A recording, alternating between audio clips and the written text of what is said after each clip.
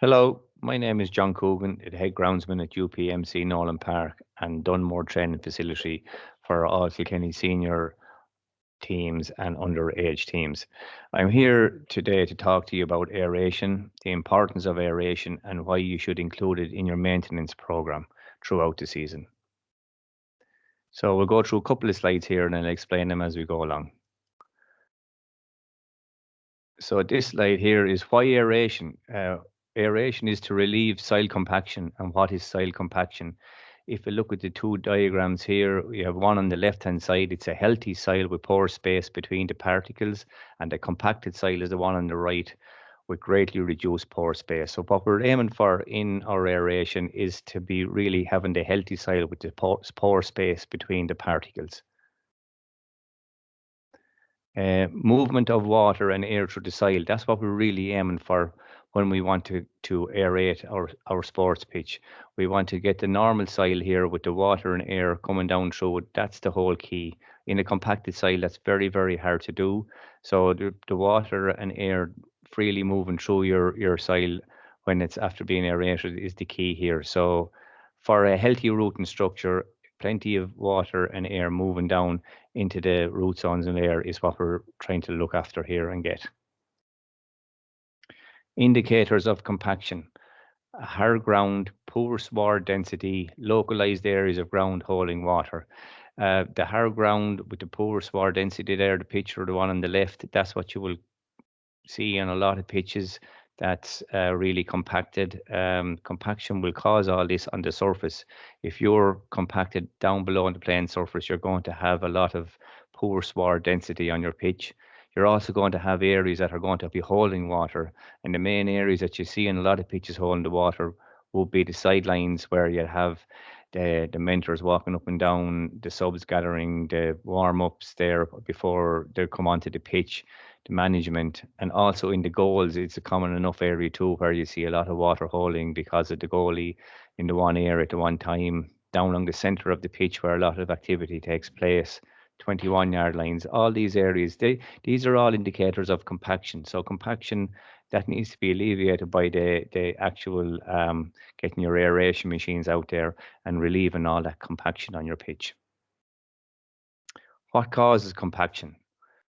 The playing of games, training sessions, including repetitive drills, essential maintenance on the pitch. For example, the mowers going up and down with the rollers on the front and back of the cutting units, the wheels themselves.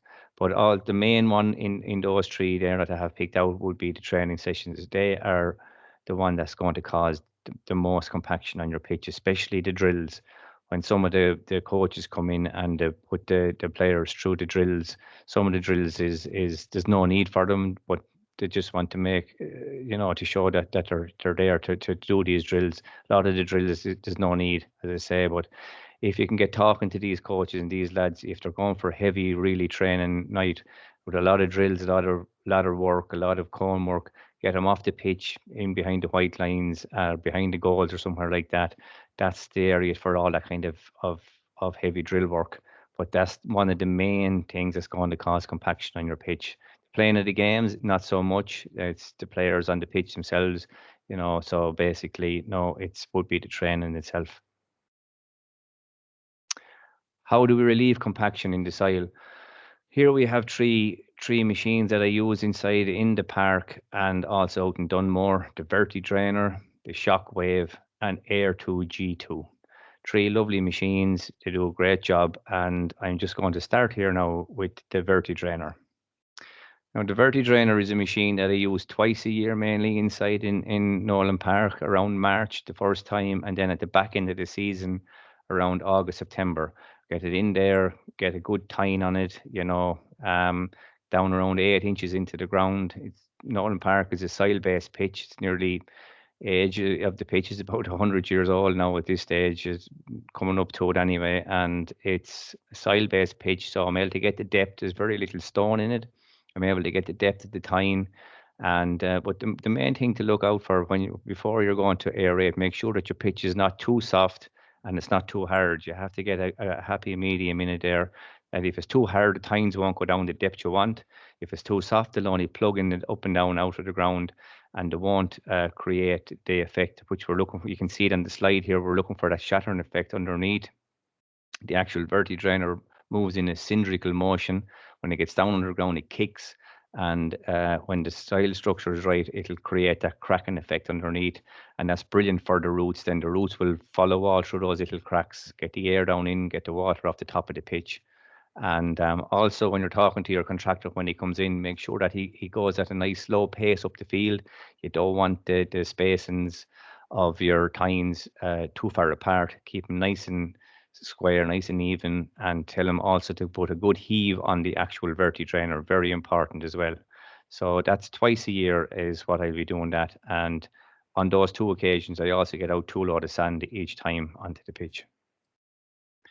In between my verti-drain, I go for pencil tine aerification. This is great. As you can see there, the different size tines that you can use, which is good. You should always change your tines up and down throughout the season and make bigger and small holes for the roots. The roots can get lazy, so when you do bigger hole, smaller one, it's brilliant for it. And you can see the uniform hole spacing as well there on the right hand side. That's what I was saying. Slow it down, keep it nice and square up along the field.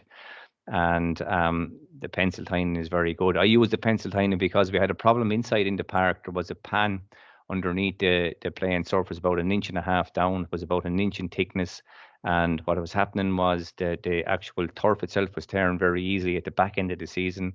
So we were seeing what the problem was, and it was the pan. So about 1.5 inches down, the pan was there. The roots would come down, hit the pan, and go off at the right angle. So we incorporated a lot of pencil tying in the last couple of seasons to break that pan, and we achieved it. We got a great root structure in there now. So the more holes and aeration you can get onto your pitch, the better, the stronger the root and the structure is going to be on your pitch. The Shockwave is a nice little machine. I use that, as I said, not so much as the verti drainer, only now and again. It's a nice machine. It moves up the field there in a wave-like motion. There's kind of knives on the back of the machine and nearly in the shape of a boomerang for all the world, and they move over and back and they create a nice slit up along it. It's a great machine for taking water off it as well. You know, surface water there. If you can cross your main drains and the slit will go through the actual slit drains and pull any kind of water that will be there if you come at an angle. A nice little machine. As I say, I use that only in the park. Out in Dunmore, not so much because it's two purposely built pitches, but there's a lot of stone in it, and so it's a tendency to move the stone over and back and pull it to the surface, so which is not great for me in Dunmore. The Air 2G2 is a nice little machine. This machine I use if there's any going to be, if you know in parts of the pitch there's going to be kind of surface water line on it. As I say, she's an old pitch. There's a couple of undulations on the pitch, kind of dish-like parts of the pitch there, and sometimes after maybe a couple of days of heavy rain there might be a few little areas that's going to hold water. So if there's an important match coming up, you get this machine in there. She's there's 3 big tines and it goes down into the ground, injects compressed air at a very high pressure into the ground, shatters the ground underneath, as you can see on the little diagram there, 6 inches and 12 inches, blast the air in, cracks it, and it'll actually, the whole ground will actually lift up about 2 square meters, but she settles right back down. So any water that's lying on the pitch will disappear and go. It's a great little machine to get, roughly around maybe €300 for the day to hire it. You use it yourself and any parts of the pitch, the goal mouths, 21s, sidelines, all that. It's a super machine. So the below the root structure is what we want to achieve. So you can see here, this is a core that I took out last season out of the pitch. You see what way our roots are going. So that's actually where one of the old tines went down. And you can see, so it's proof of the pudding that the roots will follow the hairline cracks and will follow the tines. So that was an old tine that came out of it. So I had about nearly 10 inches of a root going down there on that particular area. Good mass root. So we're very happy with our root structure in there at the moment. How to limit compaction. Traffic management, particularly when the soil is wet. Track the number of games, training sessions per year to get an objective assessment of pitch use. This is a very good thing to do. You know, see how many games is it going onto your pitch, how many training sessions, how many underage, all the whole thing. count them all, see, and you'd be very, very surprised the amount of traffic that your pitch is under every single season. And because when you go to your committee then to look for your aeration program, you can tell them, look, this is what's happening out there. We need to relieve the compaction on the pitch. So it's very good to keep a track on the amount of games that you use on the pitch. Create a pitch map and divide pitch into zones. This is a very good thing to do. Maybe zone it into 4 quarters. And you can put your senior team in one quarter of one particular night for a training session. The same with the under 20s, the minors, whatever the case may be. Or break it into different zones. Don't have them training into one area all the time, because that will create a massive mess after a while, and you're just completely compacted into one area. Communication with all team selectors and players, very, very good thing to do. Plenty of communication with your coaches and your selectors and your management, because the players will go and do whatever they are asked to do on the pitch by these people. So if you have a good understanding with these people and tell them, if it's going to be a heavy training session, lads, can you please pull it off to the side tonight, pull it behind the goals or whatever, the spare parts of the ground that you have, and they'll work with you on it. Avoid using the pitch in wet weather when possible. That's common enough. If you can, if there's unnecessary games coming ahead, don't let them play on the field. Try and avoid it. Maybe push it back for another day or two when the pitch is not so much under stress. Avoid maintenance tasks when the ground conditions are not suitable. Again, there's not much point in going out and cutting your pitch when the weather is really, really bad. There's a lot of water out on the pitch and things like that. Don't go out and cut it.